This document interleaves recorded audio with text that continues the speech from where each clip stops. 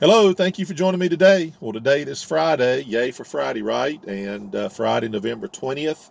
And we're so glad you're watching our videos. Appreciate it very, very much. We've got the very faithful, and then we've got newcomers who've come on. But at any rate, we're thankful for all of you, and we appreciate any and all the comments that we received. But this is the end of another work week, of course, and of course next week is the week of Thanksgiving, so that's exciting.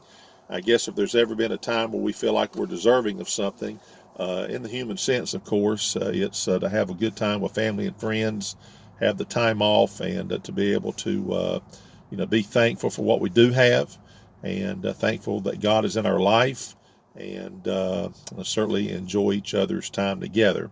So we started our theme on Monday entitled Glad and Gladness. We're going to end it today. I think this is a good thing that lends right into the theme of being thankful and thanksgiving, that sort of thing. Today we're going to be in 2 Corinthians chapter 12. We're just going to look at verse number 9. This is one of these verses. It's just I just don't want to mess it up. I don't need to overthink it or over expound it. It is what it is, and yet it's a powerful truth, to be quite honest with you. So 2 Corinthians chapter 12 verse 9 says this. And he said unto me, this is Paul speaking about what the Lord said to him, my grace is sufficient for thee, for my strength is made perfect in weakness. Most gladly, therefore, will I rather glory in my infirmities, that the power of Christ may rest upon me. You know, the word gladness or glory doesn't seem to be associated with the word weakness or infirmity. And yet Paul learned, and he was learning a great truth from the Lord. The world doesn't understand this. This is one of those natural elements that doesn't factor into a natural world, and yet in the spiritual world, God's world, he's saying that's because the X factor, if you please, is God, is the divine elements, God Himself. So Paul, of course, was saying, I'm going to gladly glory in my infirmities. Now, he didn't feel that way before, but he learned that. It says, you know what? God's strength is made perfect in my weakness. Now, again, that doesn't make sense. The world wants everybody strong. The world wants everybody, at 100%.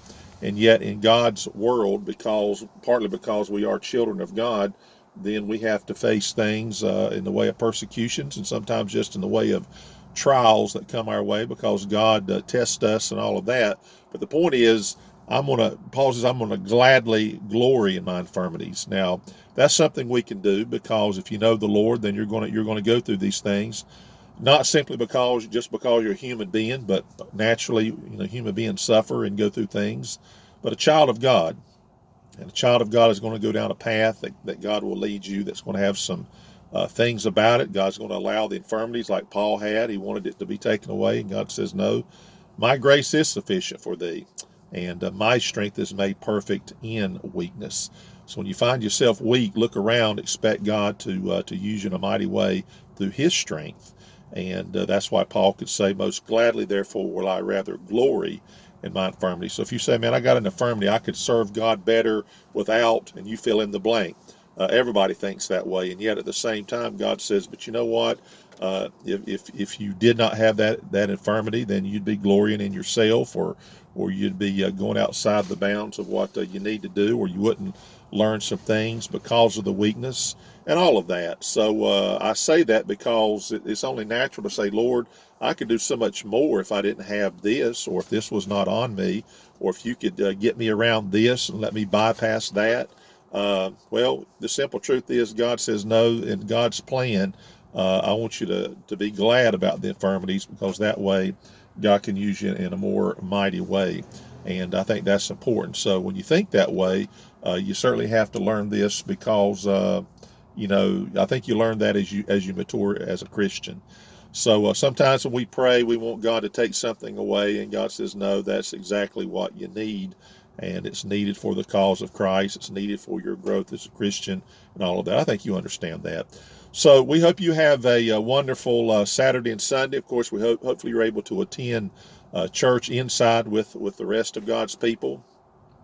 If you're still not in that situation, we understand. And be honest with you, some of the states vary by the mandates and all of that. And we certainly understand that. But at any rate, we can be glad in the Lord. And we can be glad if there's infirmities going on, or that's what we have. And so be glad in it.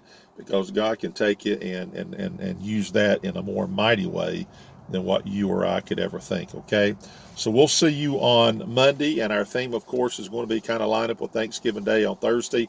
We'll take the week and talk about being thankful, Thanksgiving, giving of thanks, that sort of thing, and we certainly can do that, okay? All right, so you have a great day. We'll see you on Monday.